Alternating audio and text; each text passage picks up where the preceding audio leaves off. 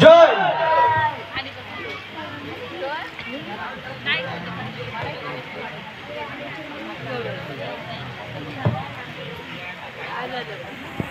मी तुमच्या समोर शिवप्रताप गरुडे बोलणार आहे. मुजरा मुजरा